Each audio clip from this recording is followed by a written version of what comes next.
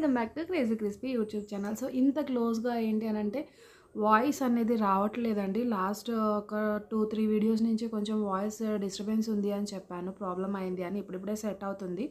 So నాకు అంతగా వినిపిస్తున్నట్టు అనిపించలేదు. సో కొంచెం దగ్గరగా పెట్టి చేస్తున్నాను. సో ఎవరికైనా ఇబ్బందిగా అనిపిస్తే కొంచెం అడ్జస్ట్ చేసుకోండి. ఇంకెందుకు లేట్, టాపిక్ స్టార్ట్ చేసేద్దాం. హాస్పిటల్లో జరిగే మోసాలు. దీని నుంచి అయితే ప్రతి ఒక్కళ్ళు కూడా ఆలోచించాలి అండ్ అవేర్నెస్ తెచ్చుకోవాలి. సో మన అవసరాలని, మన ఇబ్బందుల్ని హాస్పిటల్స్ వాళ్ళు ఎలా క్యాష్ చేసుకుంటున్నారు అనేదైతే నేను మీ అందరితో షేర్ చేయాలి అనుకుంటున్నాను. సో ఫర్దర్గా ఎవరి ఇంట్లో ఇలాంటి ప్రాబ్లమ్స్ రాకూడదు. ఇన్ కేస్ వచ్చినా సరే దాని నుంచి జాగ్రత్త పడతారని ముందుగానే, ఒక లేడీ నష్టపోయినంత మీరు నష్టపోకూడదు అని చెప్పేసి అయితే నేను ఈ వీడియో చేయడం జరిగింది. ఇంకా లేట్ చేయకుండా అయితే టాపిక్ స్టార్ట్ చేసేద్దాం. అండ్ అలానే వీడియో ఎండ్ అయ్యే వరకు కంప్లీట్గా వీడియో చూడండి. ఖచ్చితంగా మీకు యూజ్ అయ్యే టిప్ అయితే ఇందులో దొరుకుతుంది. అదేంటి అనేది అయితే మీరు తెలుసుకొని నాకు కామెంట్ చేసి చెప్పాలన్నమాట. నేను వెయిట్ చేస్తుంటాను. ఇంకెందుకు లేట్, వీడియో అయితే స్టార్ట్ చేసేద్దాం. సో ఒక ఉమెన్, ఒక బాబు ఇంట్లో ఒంటరిగా ఉన్నారు. టైంకి వాళ్ళ హస్బెండ్ ఊర్లో లేరు. అనుకోకుండా బాబుకి ఫుల్ ఫీవర్ వచ్చేసింది. సో ఆ ఫీవర్ రావడం వల్ల వాళ్ళు ఏం చేశారు అని అంటే, వాళ్ళకి దగ్గరలో ఉన్న హాస్పిటల్కి బాబుని తీసుకొని వెళ్ళడం జరిగింది. పల్లెటూరులో అయినా సిటీలో అయినా ఇప్పుడు కొంచెం తక్కువ వింటున్నాం, పల్లెటూరులో ఎక్కువగా అంటూ ఉంటారు, హస్తవాసి ఉన్న డాక్టర్ అయినా చేయి వేస్తే చాలు ఎలాంటి రోగమైనా తగ్గిపోతుంది అని. ఈ పేరెంట్ కూడా ఉండేది సిటీలో అయినా సరే అలా ఒక డాక్టర్ మీద ఒక చిన్న హోప్ పెట్టుకుంది అనమాట. బాబుకి ఏదొచ్చినా సరే అక్కడికి తీసుకొని వెళ్తే వెంటనే తగ్గిపోతుంది అని. అలానే తీసుకొని వెళ్ళింది. చాలా హై టెంపరేచర్ ఉంది, మెడిసిన్కి సరిగ్గా బాబు రియాక్ట్ అవ్వట్లేదు. సో 2 డేస్ చూసింది. థర్డ్ డే రోజు చాలా ఎక్కువ అయిపోయింది. సో తనకి ఏం చేయాలో అర్థం కాలేదు. హాస్పిటల్కి తీసుకొని వెళ్తే తను రెగ్యులర్గా వెళ్ళే హాస్పిటల్ బంద్ ఉందని చెప్పేసి తను ఒక ఫేమస్ అండ్ చాలా పెద్ద హాస్పిటల్కి తీసుకెళ్ళడం జరిగింది. చేతిలో అయితే రూపాయి కూడా లేదు. హస్బెండ్ టైంకి ఫోన్ లిఫ్ట్ చేయలేదు. ఏం చేయాలో తనకు అర్థం కాలేదు. సో ఇలాంటి సిచ్యువేషన్లో ఉన్న ఆమెకి టెన్షన్ వచ్చేసి వాళ్ళ బ్రదర్కి కాల్ చేసింది. హాస్పిటల్‌లో చెప్పిన విషయం ఏంటి అని అంటే, ఇంత లేట్‌గా ఎందుకు బాబుని అడ్మిట్ చేశారు, ఇంకొంచెం లేట్ అయితే బాబుకి ఫిట్స్ వచ్చేవి, చాలా ఇదైపోయేది. టెంపరేచర్ వచ్చేసి అప్పటికే 104 ఉంది. 103 కూడా కాదు, 104. ఇంకా మీరే ఆలోచించండి, బాబు ఏజ్ 6 ఇయర్స్. సో అట్లా అయిపోయింది. అయిన తర్వాత ఇంకా తను ఏం చేసింది, అడ్మిట్ చేసేసింది. నెక్స్ట్ డే ఈవినింగ్ వాళ్ళ హస్బెండ్ ఫోన్ చేసి ఆమెని పిచ్చ తిట్లు తిట్టేశాడనమాట. నువ్వు అట్లా ఎట్లా అడ్మిట్ చేస్తావు, వాళ్ళు చెప్తే నువ్వు వినేస్తావా, అది ఇది అని చెప్పేసి. సో ఆ టైంకి వాళ్ళు చేసింది అయితే కరెక్ట్, జెన్యూన్గా చెప్పాలి అని అంటే. సో అయిపోయిన తర్వాత వాళ్ళ బాబుని ఐసీయూకి షిఫ్ట్ చేశారు, ట్రీట్మెంట్ చేస్తున్నారు. కానీ ట్రీట్మెంట్కి తగ్గ రెస్పాండ్ అవ్వట్లేదు. సో కంగారులో ఉన్న పేరెంట్, తనకేమీ తెలీదు, ఎప్పుడు కూడా బయటికి వెళ్ళలేదు, ఏదున్నా హస్బెండే చూసుకుంటారు కదా అన్న ధైర్యం ఉంటుంది కదా ఎవరికైనా. సో అట్లా అనమాట. అయిపోయిన తర్వాత నెక్స్ట్ డే వచ్చారు. హాస్పిటల్ వాళ్ళు చెప్తున్నారు, అసలు ప్రాబ్లం ఏంటి అనేది అయితే వాళ్ళు చెప్పలేదు. కానీ వాళ్ళకి ప్రాబ్లం ఏంటో తెలుసు. డాక్టర్స్ అన్నాక తెలియకుండా ఉంటుంది, అందులోనే అంత పెద్ద హాస్పిటల్.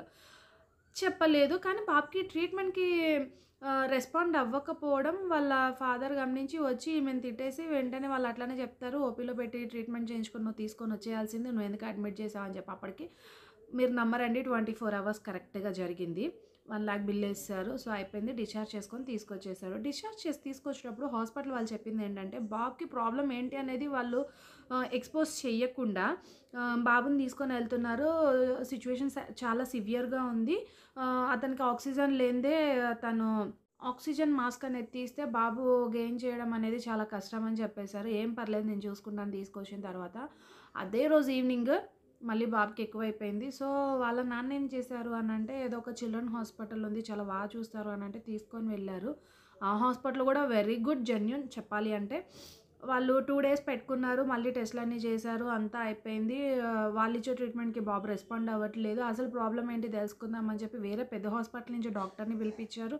మళ్ళీ ఎక్స్‌రేలని, స్కానింగ్‌లని అవని ఇవన్నీ మొత్తానికి చేస్తే ఆ హాస్పిటల్‌లో అస్సలు బాబుకున్న ప్రాబ్లమ్ అనేది బయటకి చెప్పడం జరిగింది. అదేంటి అని అంటే, బాబు లంగ్స్ నిండా ఫాగ్ అనేది ఫామ్ అయిపోయింది. సో బ్రీతింగ్ ఇష్యూ వచ్చేసింది. ఆ ఫాగ్ అనేది 3/4% ఫుల్ అయిపోయింది. మిగతాది కూడా ఫిల్ అయిపోయింది అంటే ఇంకా ఛాన్సెస్ లేదు అన్నట్లు చెప్పేశారనమాట. సో వెంటనే ట్రీట్మెంట్ చేయాలి. మా దగ్గర అవ్వదు కాబట్టి, మా దగ్గర చేయించుకుంటాను అని అంటే గనుక దానికి తగ్గ ట్రీట్మెంట్ చేపిచ్చేస్తాం, లేదు అంటే మీరు వెంటనే డిశ్చార్జ్ చేసి తీసుకొని వెళ్ళిపోండి అని చెప్పేశారు.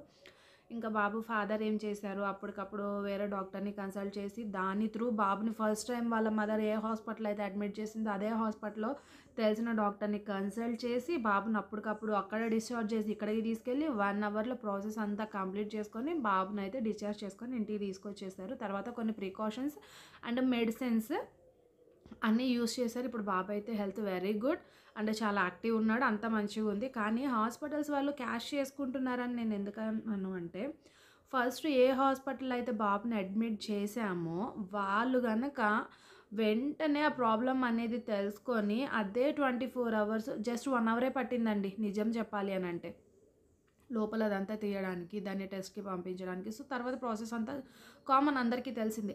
కానీ తెలిసి గూడా వాళ్ళు చెప్పకుండా, బాబుకి తగ్గ ట్రీట్మెంట్ చెయ్యకుండా, ప్రాబ్లమ్‌కి తగ్గది వాళ్ళు చెప్పకుండా వాళ్ళు చేసిందైతే నాకు బిజినెస్ అనే అనిపించింది. సో, పిల్లలతోటి కూడా ఇట్లా చేస్తున్నారనేది మాత్రం చాలా బాధాకరమైన విషయం. ఒకళ్ళ విషయంలో చేసింది ఇంకొకళ్ళ విషయంలో చేయరు అంటే నమ్మడానికి లేదు. కాబట్టి హాస్పిటల్‌కి మనం ఎళ్ళే సిట్యుయేషన్ వేరు, అక్కడ వాళ్ళు చేస్తుంది వేరు.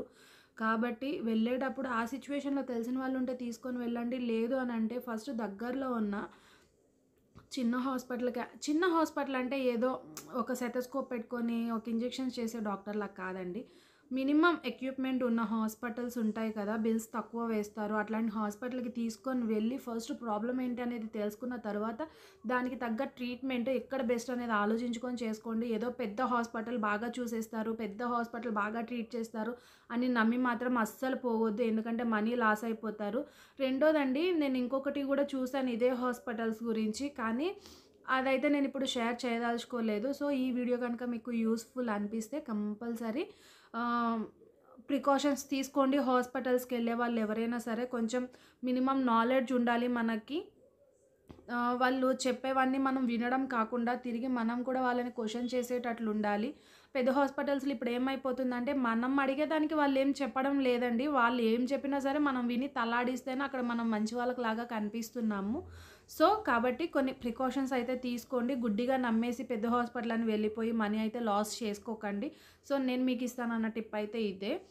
సో, మీకు యూజ్‌ఫుల్ అనిపిస్తే ఇంకో నలుగురికి షేర్ చేయండి. అలానే మన ఛానల్‌ని లైక్ చేయడం, సబ్స్క్రైబ్ చేసుకోవడం అస్సలు మర్చిపోకండి.